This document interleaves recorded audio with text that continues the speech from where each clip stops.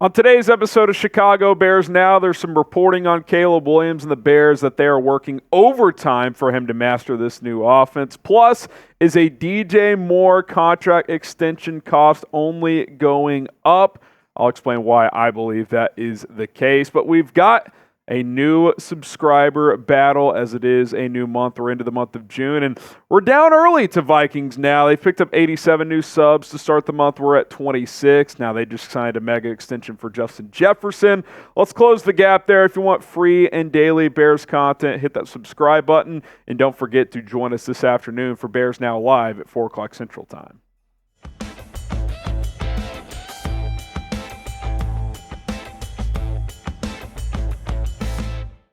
I'm Harrison Graham, and we are presented by Rhone here on today's show. If you're looking to upgrade your wardrobe, look at Rhone. Rhone.com/chatsports. Code chatsports will get you 20% off. All right, let's get to this report about Caleb Williams working overtime. Jeremy Fowler saying that the Bears and Caleb are putting in that extra work to really get him up to speed with the new offense. They feel like they're in a good spot at this point in the offseason. Here's what Fowler of ESPN had to say.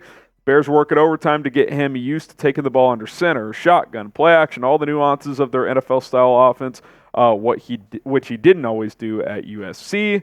I'm told he's really taken to that. You really like to see that part of that quote. Eberflus last week saying he can really see the growth with Williams, and I think that's played out during OTAs, the open practice to the media in week one of OTAs. Caleb really struggled. Second one, he did pretty damn well, lit up the Bears defense, so you want to see that growth. Obviously, it's going to be back and forth, this offense going up against this defense, but just want to take those kind of mini steps in the right direction as we get closer and closer to training camp. Of course, mandatory minicamp this week starting tomorrow, and something I want to see and something that I think is critical, because I think they really messed this up with Justin Fields, who, yes, definitely a more limited talent as a passer, but what I want is, from the Bears standpoint, is, yes, obviously, got to coach him up, got to develop him, got to improve the footwork, different things going from under-centered compared to strictly shotgun in college, all that stuff, but, like, I don't want them to overcoach him in the sense of, like, okay, now he's just this, like, boring sit in the pocket distributor. Like, yeah, primarily that's what you want him to do with all these weapons, just find the open man and go, but his elite playmaking is what makes him a special prospect. Like, you still want him to do those things and at times chase the big play. Now, you can't do it as much as you did last year. That got him into trouble, but don't turn him into something he's not. Like, he's not a Drew Brees where it's 3-step drop, 5-yard slant 80% of the time. Like, that obviously could be a big chunk of this offense, but I just go back to, I remember Justin Fields last year saying he felt robotic early in the season. Like, Caleb Williams shouldn't feel robotic. He should feel free. He should feel loose and play his brand of football while also evolving as a player himself and understanding that you do have to win primarily out of the pocket, but it shouldn't be strictly out of the pocket. That's kind of just a sidebar of what I want to see as they develop this guy. Do you trust the Bears coaching staff to develop Caleb Williams? Type T for trust or D for don't. I mean, I feel confident that Waldron and this staff is better suited to do it than Getsy, but at the end of the day, it's kind of, we're just going to have to see how it all plays out, right? So it'll be interesting to watch, and hopefully it ends up working out well. Bears Now is sponsored by Rhone. We appreciate them for sponsoring today's show. They reinvented the male's closet, and if you need some new style in your life, if you're looking to upgrade your wardrobe, Rhone is the place for you, because they're going to get you fitted for every single situation. Casual wear with just their kind of basic golf polos, even some t-shirts, shorts, or if you need to go to a business professional meeting, they could suit you up as well with their commuter button-down shirt. They've got blazers as well, dress pants. They've got you fitted for all of it, and you're going to be comfortable as well with their 4-way stretch fabric. I'm a big fan of Rhone, and big reason I'm a big fan of them as well, in addition to what I've already said, machine washable products. You don't have to go to the dry cleaner anymore. You're going to save tons of money, especially those of you who do have to dress up for work. Go to Rhone.com/chatsports. Use code chatsports to get 20% off your order today. That's RHONE.com/chatsports. Link is going to be in the comments and in the description. Get started with Rhone and never go to the dry cleaners again. Rhone.com/chatsports. Code chatsports for 20% off. From Jeremy Fowler here, he says, talking about Caleb, he's using his arm strength to try and see what he can get away with at OTAs, resulting in the occasional inaccurate pass to interception. That's okay. Trying to work out the kinks until September. And this is what I do want to see. This does tell me that you can feel some level of trust, like, hey, go out there and take some chances and figure out, hey, I can get away with this at this level because he's going up against an elite defense every day in practice, or at least a very good one. Or I can't do this unless, it's 3rd and long and this is just a viable time to take that chance. So I do like to see that. What I don't want to hear from training camp is, Caleb Williams threw the ball away 6 times today. Like, dude, just fire it in there. And if you can figure out what you can and can't get away with. That's what practice is for. Like, you don't need to throw the ball away all the time in 7-on-7s and 11-on-11s. I feel like that happened way too much in the past with this team. Obviously, this guy was able to do a lot at the college level, but this is a different deal, and they're kind of in that feel-out process right now.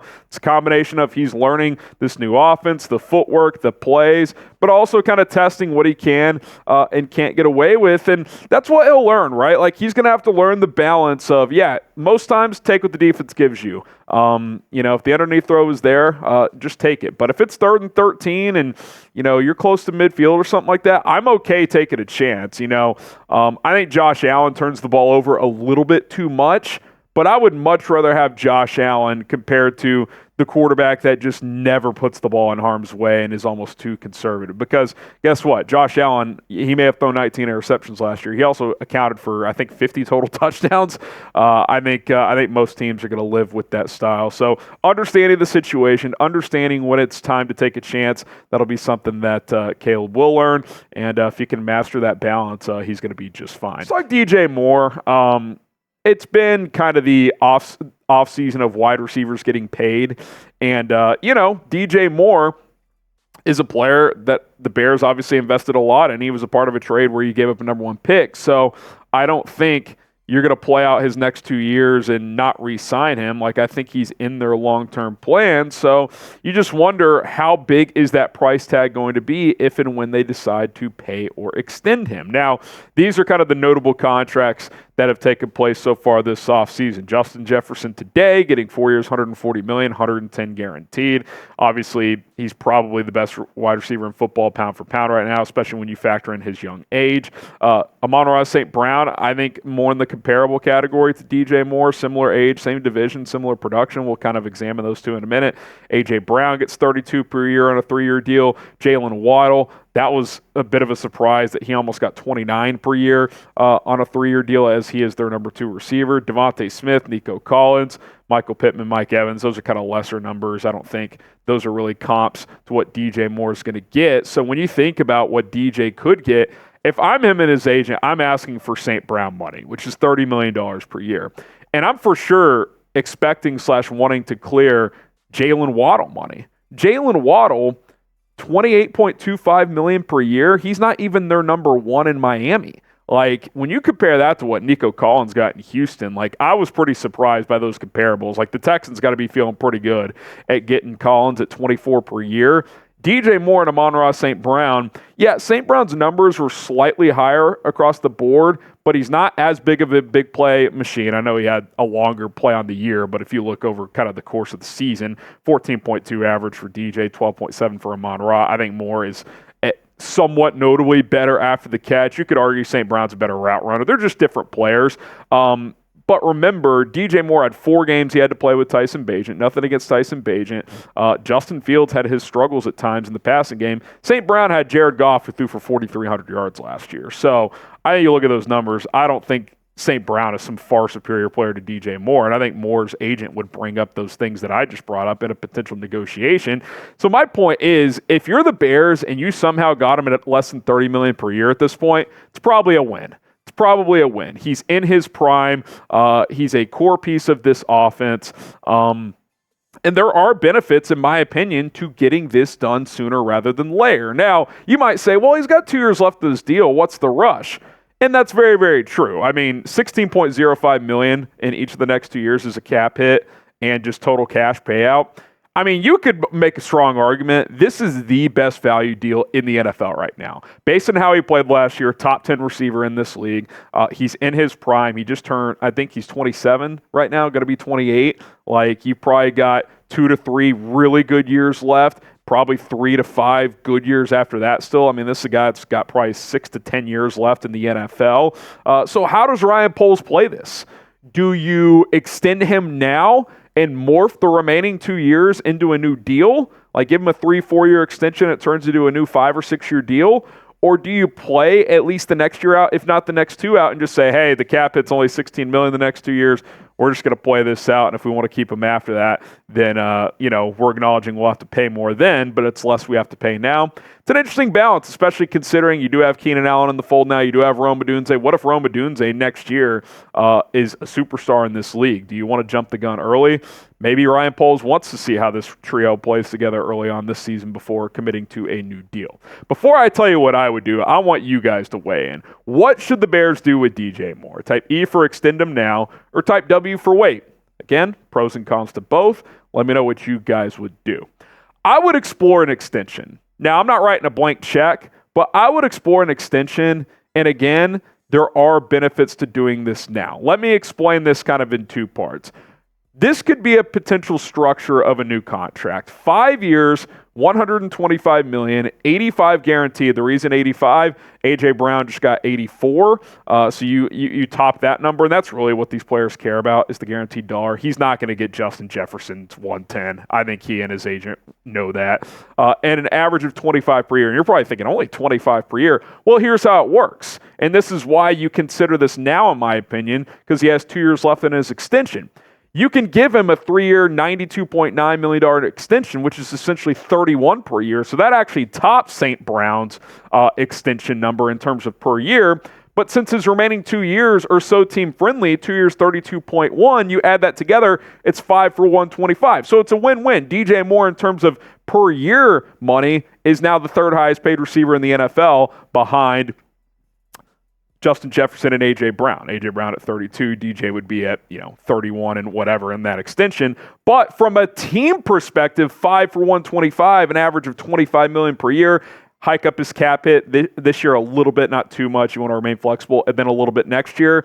But then the next 3 years aren't as high as it would be if you waited until then to pay him. So you're kind of hedging a little bit where you're paying a little bit more the next 2 years. But the following 3 years, you're not having to sign him to some, $35 million per year, because 2 years from now, if he hits the open market with inflation in the NFL, that's probably what he's going to make. So I would look into it. We'll see if Poles does. All right, more takes like this and the latest Bears news and rumors coming up this afternoon at 4 o'clock Central Time. We'll get you ready for mandatory minicamp, take some questions, and we have our next Madden stream, Bears 1-on-1 on our Madden stream schedule. So that's all coming up at 4 o'clock Central Time. So don't forget to subscribe, join us, and turn on notifications as we will be live then. My name is Harrison Graham. Until then, bear down.